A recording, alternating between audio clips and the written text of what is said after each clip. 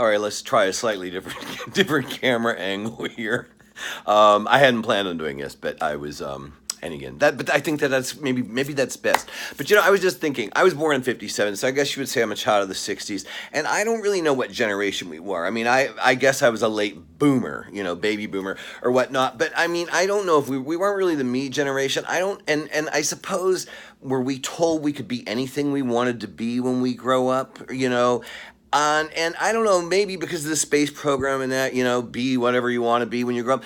I don't know. I know, at least where I grew up, some parents might have told their kids that, but most of our parents were pretty realistic. They had lived through the Great Depression, or they had parents who were immigrants, who'd come from the old country or whatnot. So they were not going to lead us into some down path about, well, you can be anything you want when you grow up. I mean, like, you best look on for getting a job. And in my father's eyes, I mean, if you could make $10,000 a year, you had arrived. I mean, that was big time. But, and I think most of us just wanted us to be happy. They wanted us to not have to work as hard as they did, and maybe wanted us to have things better. And I think back about one old friend of mine, like, and one reason why I'm that damn Billy. I think about a dear friend of mine who, when JFK was assassinated back in 1963, was 63? I remember it like yesterday. But when he was assassinated, and his mother saying to him, "Oh, sweetheart, just please promise me when you grow up that you won't become president, because I don't think I could ever, handle hearing that my child had been assassinated." And I think my parents were probably more along the lines of like, "Oh, for God's sakes, when he grows up, please don't let him shoot the fucking president."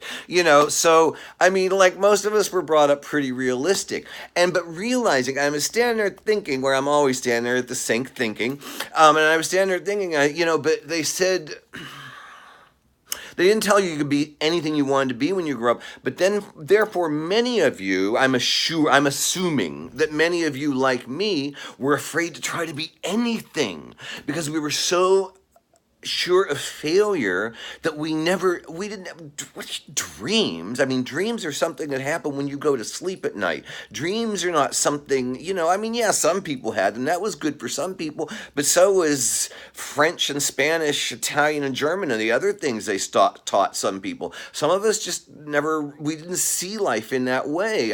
We were a more limited view. We just wanted to get through and get a job and get on with life. We weren't from educated families. So some of us did not give a lot of thought, or at least my family didn't give a lot of thought to education.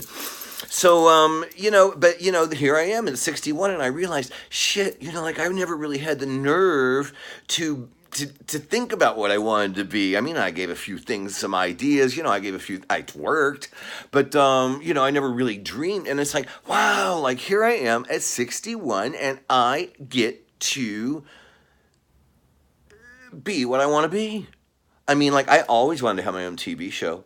So as humble as this may be, and I may be talking into the vacuum cleaner that's holding my cell phone or whatnot, this is my dream come true. So, like, whether you're enjoying this or not, I'm having one hell of a good time. I really hope you'll like me and subscribe, because I think we got a lot to share. Love you. Bye.